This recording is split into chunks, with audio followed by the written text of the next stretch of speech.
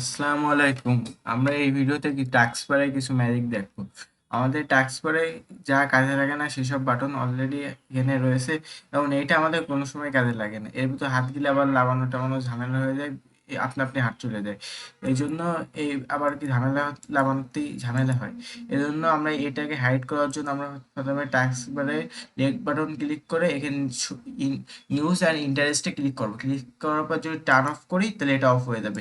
এটা আমার লাগে না, আপনাদের অনেকেরই লাগে না, কিন্তু এটার আপনা আপনি উইন্ডোজ দেওয়ার পর রয়ে যায়। তারপরে আমরা যদি এই ম্যান আইকনকে মানে সরাই দিতে চাই, এর জন্য আমরা আবার লেফট বাটনে ক্লিক করে এটা না, আমরা যদি এই শো পিপুল অন টাস্ক বা এটা যদি অফ করে দিই তাহলে এটাও চলে যাবে। এগুলো আমাদের লাগে না, তাও আমরা আপনা আপনি ব্যবহার করে থাকি। এই পেন বাটন আমার লাগে না, এই জন্য আমি শো টাস্ক, তারপরে ওয়ার্কস স্পেস বাটন এটা কারোরই লাগে না, কম বেশি অফ করে দিলাম। এই কিবোর্ড বাটনটা আমার লাগে না, এই জন্য আমি এটাকে অফ করে দেবো সবার জন্য। শোটা সব কিবোর্ড বাটন, কিবোর্ড আমার দুটো অলরেডি রয়েছে, একটা হলো ল্যাপটপেরটা আর একটা হলো এক্সটার্নাল কিবোর্ড। তা শোটা লাগে না, এই জন্য অফ করে দিলাম। এছাড়া টাস্ক বারে এই যে এই এতগুলো আইকন, আমার এই পাশে আরো জিনিসপত্র রাখতে হবে। এর জন্য আমরা এই আইকনটাকে সরাইয়ে ছোট করে দেবো। এর জন্য আমরা যদি করি শো সার্চ বাটনে যাই, শুধু আমরা আইকনটা রাখি, আইকন এরপর সার্চ দিলেই আইকন চলে আসবে। এখানে সার্চ দিলে ওই সার্চ বাটনটা চলে আসবে। এই যে চলে এসেছে। তো আমাদের লাগে না, এই জন্য আমরা এটাকেও হাইড করে দিলাম, ছোট করে দিলাম। এখন আমি এর আশেপাশে বিভিন্ন জিনিস এনে রেখে দিতে পারবো। বিভিন্ন যখন কাজে লাগবে তখন রেখে দিতে পারবো। এত বড় তো রাখার দরকার নেই, অনেকেরই প্রয়োজন পড়ে না, সে অনুযায়ী রাখলাম। এখন এই দেখেন আমাদের এই যে টাস্ক বারের এই এটা ছোট হয়ে গেল, এখন খুব ভালো লাগতেছে দেখতে। আর এছাড়া আরেকটা টাস্ক বারে ম্যাজিক আছে, যেটা খুব সহজে আপনাদের দেখিয়ে দিচ্ছি। আমরা যদি লেফট বাটন ক্লিক করে টাস্ক বার সেটিং এ যাই, সুন্দর একটা ম্যাজিক।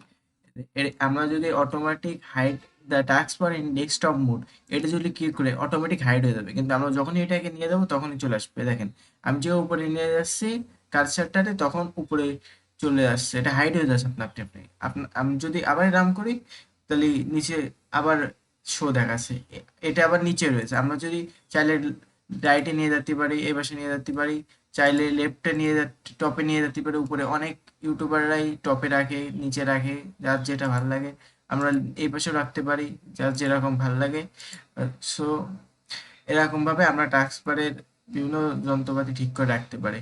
এরকম আপনারা যদি এইসব ঘাটাঘাটি করেন তা আপনারা নিজেরাও বুঝতে পারবেন। সো আজকের মতো এটুকুই। আমার যেগুলো লাগে না সেগুলো অটোমেটিক হাইড করে দিছি। তো আপনাদের যেগুলো লাগে সেগুলো আপনারা হাইড করতেও পারেন, রাখতেও পারেন, যাতে আপনারা বুঝতে পারেন সে বিষয়ের জন্য এই ভিডিওটা ছিল। সো আসসালামু আলাইকুম। আর আপনি যদি চ্যানেলটাই নতুন হয়ে থাকেন তাহলে এই ভিডিওটা অবশ্যই একটি লাইক দেবেন, কারণ আমি মনে করি ইনশাল্লাহ আপনাদের কোনো না কোনোভাবে এই ভিডিওতে একটা না একটা কিছু কাজে লাগবেই। সো ভিডিওতে অবশ্যই লাইক দেবেন। আর এরকম ভিডিও পেতে স্মল টেক লাইব্রেরি চ্যানেলটা সাবস্ক্রাইব করে রাখুন। ভবিষ্যতে আরো ভালো ভালো কন্টেন্ট নিয়ে আপনাদের সামনে হাজির হচ্ছি। সো আজকের মতো এটুকুই। আসসালামু আলাইকুম সবাইকে।